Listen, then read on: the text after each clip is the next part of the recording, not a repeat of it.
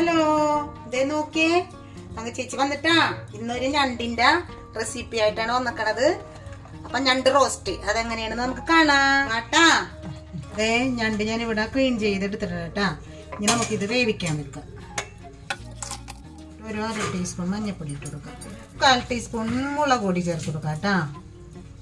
മുളക് പൊടിയും ചേർത്ത് ഉപ്പും ചേർത്തിട്ട് നമുക്കിതൊന്ന് വേവിച്ചെടുക്കാം. ഒരു പച്ചമുളകും കൂടി ഇടാം കേട്ടോ. കഴിഞ്ഞ് നമുക്ക് ഇത്തിരി കറിവേപ്പിലയും കൂടി ഇട്ട് കുറച്ച് വെള്ളവും കൂടി ഒഴിച്ചിട്ട് നമുക്കിതൊന്ന് വേവിച്ചെടുക്കാം.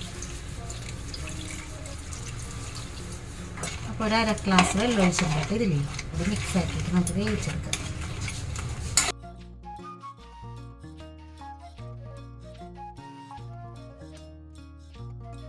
സ്റ്റൗ കത്തിച്ചിട്ട് ഇതൊന്ന് വേവിച്ചെടുക്കാം. നമ്മുടെ ഞണ്ട് വെന്താന്ന് നമുക്ക് നോക്കാം. ഞണ്ടിൻ്റെ വെള്ളമൊക്കെ നല്ലോണം വറ്റിയൊക്കെ വന്നിട്ടുണ്ട്. ഇനി നമുക്കത് വെന്തിട്ടുണ്ട്. ഇനി നമ്മൾ ഞണ്ട് വെന്തത് മാറ്റി വെച്ചിട്ടുണ്ട്. ഇനി നമുക്കൊരു ചീനിച്ചട്ടി വെച്ച് കൊടുത്തിട്ട് നമുക്ക് അതിനുള്ള ഗ്രേവി ശരിയാക്കാം.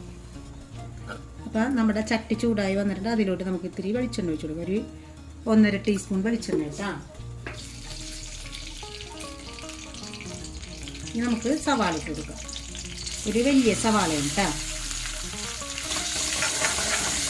സവാള നന്നായി വാട്ടിക്കൊടുക്കാം കേട്ടോ.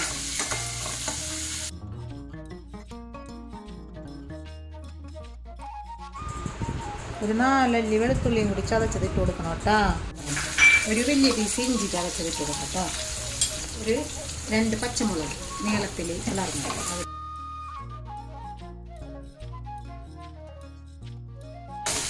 സവാള വഴറ്റുമ്പോൾ നല്ല ലൈറ്റ് ബ്രൗൺ നിറവണ വരെ വഴറ്റണം കേട്ടോ. അല്ലെങ്കിൽ സവാള വഴന്നില്ലെങ്കിൽ കറിക്ക് ഞണ്ടൊക്കെ കറി വെക്കുമ്പോൾ മതിരിട്ട് വരും. അപ്പോൾ നന്നായിട്ട് എടുക്കണം കേട്ടോ സവാള. നമുക്ക് ഇതിലോട്ട് ഒരു തക്കാളി ചേർത്ത് കൊടുക്കാം.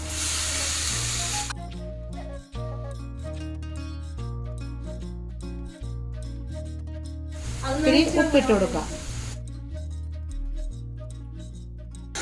ഇനി തക്കാളി നന്നായിട്ടൊന്ന് ഉടഞ്ഞ് വരട്ടെ കേട്ടോ. നല്ല ഗ്രേവി പോലെ ഇങ്ങനെ നന്നായിട്ട് ഉടയണം തക്കാളി. അപ്പോഴാണ് അതിൻ്റെ കറിക്കൊരു തിക്കായിട്ട് കിട്ടുള്ളൂ നമുക്ക്. അപ്പോൾ ആ സവാളയും തക്കാളിയൊക്കെ നന്നായിട്ട് വഴന്ന് വന്നിട്ടുണ്ട്. ഇനി നമുക്ക് നല്ല തക്കാളിയൊക്കെ നല്ലതായിട്ട് ഉടഞ്ഞൊക്കെ വന്നിട്ടുണ്ട്. ഇനി നമുക്ക് ഇതിലോട്ട് മല്ലിപ്പൊടി ചേർത്ത് കൊടുക്കാം. 1 ടീസ്പൂൺ മല്ലിപ്പൊടി കേട്ടോ.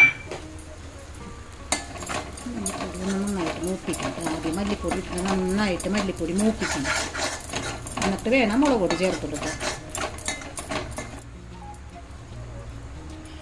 ഒരു 3/4 ടീസ്പൂൺ മുളക് പൊടി കേട്ടോ.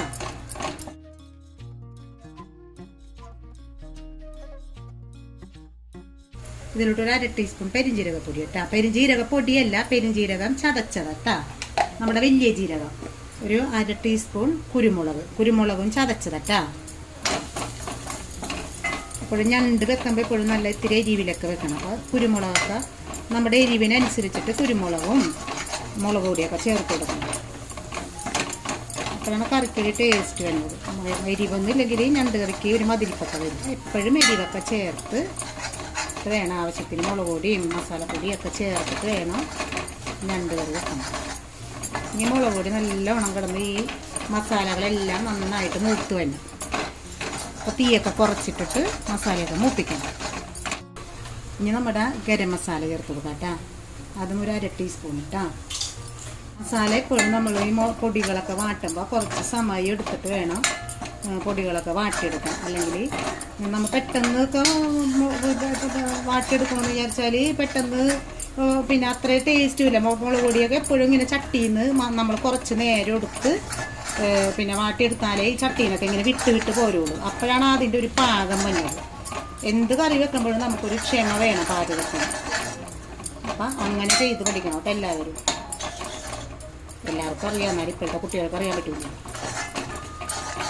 ഇനി നമുക്ക് നമ്മുടെ മെയിൻ ഇൻഗ്രീഡിയൻസ് എന്തിട്ടാണ് ഞണ്ട്. അത് ചേർത്ത് ഞണ്ട് വേവിച്ചെടുത്തില്ലേ, അത് ഇതിൻ്റെ വെള്ളം ഇത്തിരി ആദ്യം തന്നെ നമുക്ക് ചേർത്ത് കൊടുക്കാം.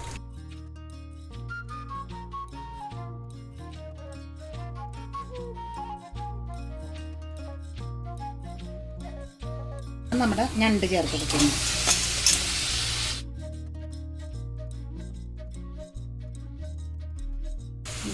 കറിവേപ്പില. അപ്പം ഇത്രയേ ഉള്ളൂ, നമ്മുടെ ഞണ്ട് റോസ്റ്റ് ഇവിടെ റെഡിയായി. അപ്പം എല്ലാവരും ഇതുപോലെ ഒന്ന് ഞണ്ട് കിട്ടുമ്പോൾ ട്രൈ ചെയ്ത് നോക്കണം കേട്ടോ.